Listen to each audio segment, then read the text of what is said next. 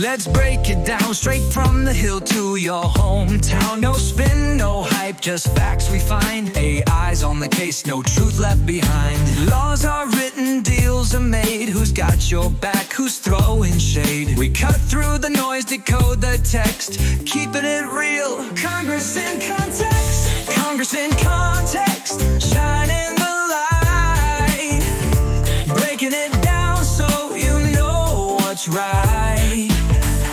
Policies, votes, who's working for you?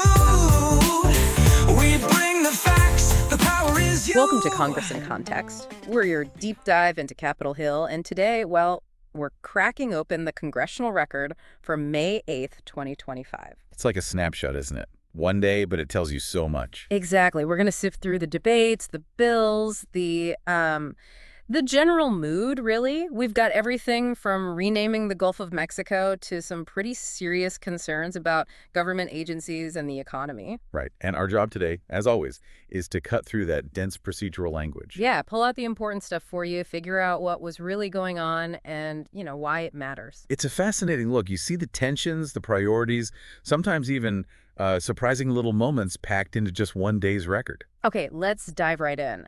A lot of the House's energy on May 8th seemed to be swirling around H.R. 276. Ah, yes, the bill to rename the Gulf of Mexico the Gulf of America. Now, that sounds maybe symbolic, but wow, did it cause a stir. It really did. Yeah. The opposition, mostly Democrats, they were quite vocal, called it things like farcical, a joke. A distraction was another word used. Yeah, exactly. Their point was, look, shouldn't Congress be tackling, the cost of living, healthcare, real kitchen table issues? And there was that other layer, too, the suggestion that this was all about, well, stroking Donald Trump's ego. That accusation definitely came up. But then you had Representative Westerman, a Republican, defending it. What was his angle?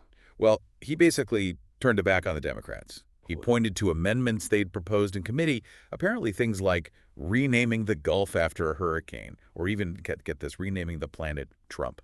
Seriously. Okay. So his point was, maybe the opposition wasn't entirely serious either, It highlights that partisan back and forth. So even on a name change, the lines were drawn pretty sharp. Very sharp. And it brings up that classic question, right? Yeah. How much time do you spend on symbolic gestures versus concrete problems like economic hardship? That was the core of the Democratic complaint. And how did it shake out procedurally? Was there a vote? There was a key vote on a motion to recommit the bill. That's basically a way to try and send it back to committee, maybe slow it down or kill it. And it was rejected. The vote was 203 in favor of recommitting, 213 against. So despite the loud opposition, the bill kept moving. Okay. Interesting. Now let's shift gears a bit. That same day's record, it also showed a lot of discussion, a lot of criticism aimed at the Trump administration's policies and actions. Oh, absolutely. That was a very strong theme running through the day's proceedings. Yeah. Several speakers were raising some serious red flags. A term that kept popping up was the Project 2025 playbook. What's the context there? Right. So Project 2025, for anyone unfamiliar, it's this big comprehensive plan outlining a very conservative roadmap for restructuring the federal government. And the criticism was that the administration was actually using this playbook. That was the accusation, yeah, that they were actively trying to, quote, gut federal agencies based on these plans. There were even mentions of specific influences like Elon Musk and concerns about a push towards privatization. Privatizing government functions. That's pretty fundamental debate. It is. And these broad worries about Project 2025 got specific pretty quickly. For instance, you heard concerns about potential cuts to Medicaid, to food stamps. Crucial safety net program. Exactly. And the argument made was that these cuts might be happening to, free up money for more tax cuts, possibly benefiting wealthier individuals. It really shows that clash over economic priorities. And it wasn't just policy debates, right? There were mentions of ethics concerns. Yes, definitely. Allegations came up regarding potential conflicts of interest involving President Trump's family and their crypto ventures. Crypto. Tell me more. Yeah, specifically things like World Liberty Financial, a stablecoin called USD1, and deals with foreign entities. This obviously raises those tough questions about ethics, transparency. And whether personal business interests could be influencing government decisions, especially in a new area like crypto regulation. Precisely. The record apparently went into some detail about the timeline and the international links, which certainly fuels those kinds of questions. The concerns seem to hit specific agencies, too. I saw mentions of HUD, the Department of Housing and Urban Development. Right. The word used was decimated. Reports of operations being halted, staff shakeups, even talk of planned crypto experiments within HUD. Crypto experiments at HUD, that sounds unusual. It does. It paints a picture of potential disruption, maybe even a shift away from its traditional mission, like combating housing discrimination, which some reports suggested was being sidelined. And then there's Social Security. What were the concerns there? Potential cuts to the Social Security Administration's budget, but also something quite alarming, a proposal to add Social Security numbers to the National Death Index. Whoa. You can see why that would cause worry, the potential for errors. Huge potential for errors impacting benefits, security. It touches on how administrative changes can really affect vulnerable people. And the ripple effects continued, right? The Forest Service. Yeah, talk of potentially firing 7,000 workers there. Hmm. And the immediate connection made was to wildfire preparedness, especially out west, like in Oregon. That really brings it home, doesn't it? Policy decisions impacting community safety directly. It underscores how budget choices aren't abstract. They have real-world consequences, especially for things like disaster response. The administration's tariffs also got called out. Yes, the argument wasn't just political pushback. It was that these tariffs were actually hurting American consumers and businesses, increasing costs, messing with supply chains. And they cited a source. They did, Washington Post article, suggesting this view had some backing beyond just the halls of Congress. Okay, another really sensitive topic that came up was immigration enforcement. Right, specifically concerns about the military's role expanding. Talk of transferring migrants to Guantanamo Bay. Guantanamo. For migrants. That was the concern raised. It brought up legal questions, financial costs, and Senator Schatz apparently voiced concerns related to the Posse Comitatus Act. Which limits military involvement in domestic law enforcement, right? Exactly. So using the military for migrant detention and transfer raises serious legal questions about that act, not to mention the sheer cost of using Gitmo for that purpose. Then there was a nomination controversy. Ed Martin for U.S. Attorney in D.C. Yes, that sparked debate. Concerns were raised about his past statements, specifically downplaying the January 6th insurrection, and allegations that he'd threatened to investigate political opponents. That's a critical position, U.S. Attorney for D.C. Impartiality is kind of key. Absolutely. Given the cases they handle involving the federal government, the concerns about potential political motivation were significant. We also saw friction over state versus federal power, specifically with California's EV mandates. Right. Opposition to California's rules and talk of using the Congressional Review Act, the CRA, to try and overturn California's authority under the Clean Air Act. How did that play out? Well, the Senate parliamentarian apparently ruled against using the CRA in that way, which adds a whole procedural layer. But it really highlights that ongoing tug of war over who sets environmental policy. And one last point on the administration, criticisms canceling grants. Yeah, mental health and anti-violence grants that Congress had apparently already authorized.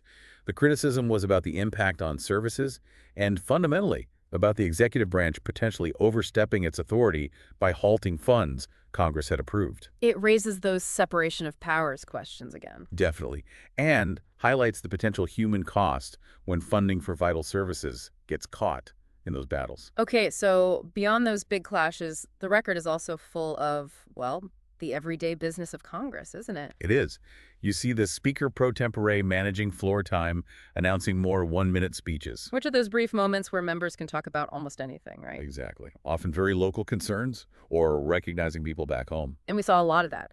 Honoring folks like Rebecca Hoshiko for her Hill service, Alvin Stimmage for his long YMCA career in Dixburg. Melissa Tapani is becoming president of a builders association. Recognitions for the Crystal Lake Strikers, the Pullman High School science team. Celebrating anniversaries, remembering people like Mr. Paul Roger Dion. It shows that connection members have to their districts, celebrating local achievements and honoring community members. It's an important part of the job. There were also mentions supporting veterans, caregivers, looking at tribal members' medical debt, the CSO program for kids. And a big focus on teachers, it being National Teacher Appreciation Week. Specific educators got shout-outs. Ashley Crossan, the National Teacher of the Year, and others mentioned by name. It shows Congress acknowledging different groups and community pillars. Definitely. It reflects that broad range of concerns Congress deals with, supporting specific groups, vital community programs, education. And over in the Senate, what was happening there, according to the record? A similar mix. Lots of bills and resolutions introduced. Things on, financial rules, proxy voting, Social Security funding, Iran's nuclear program. recognizing AANHPI, Heritage Month, University Centennials, a real grab bag. Busy day for introductions. Any major actions? They were considering nominations Reed Rubenstein for State Department Legal Advisor James Danley for Deputy Secretary of Energy, and they held roll call votes. On what? One was on trying to repeal an FCC rule related to the E-rate program for schools and libraries. That vote was 50 yeas, 43 nays. Okay. Another was a procedural vote, cloture, Yeah. related to a bill, S-1582. That one failed. 48 yeas to 49 nays. So you see the Senate grinding through its legislative and executive business. Were there any notable floor debates in the Senate that day? Yes, a couple stood out. There was discussion on the humanitarian crisis in Gaza, and you could really hear the contrasting viewpoints, the deep divisions on how to approach that situation. Always a complex and sensitive topic. Indeed. And similarly, there was debate around gun violence prevention. Again, you heard criticisms of the Trump administration's actions on mental health grants and the ATF memorial, highlighting those persistent disagreements on the issue. And what about that stablecoin regulation bill you mentioned earlier, the Genius Act? That got debated too. Democratic senators in particular were raising concerns. Things like consumer protection, illicit finance risks, financial stability, the role of big tech. So, grappling with how to regulate new financial tech. Exactly. It's that classic challenge. Balancing innovation with protecting consumers and the stability of the whole financial system. Lots of different angles to consider there. Okay, so we've covered a lot from just one day in the Congressional Record. When you step back, what's the big picture? Well, it really paints a picture of intense partisan debate, doesn't it? Major disagreements on policy, from the symbolic, like the Gulf's name, to the really substantial, like agency funding and regulation. The influence, or at least the discussion, around the Trump administration's agenda seems like a constant undercurrent. Absolutely. You see it touching everything: environment, national security, social programs, the economy. These debates show really different visions for the country playing out. So for you listening, staying aware of these day-to-day debates, even the ones that seem small, gives you that crucial context, right? It really does. It helps you understand the bigger trends. And remember, you can dig deeper yourself.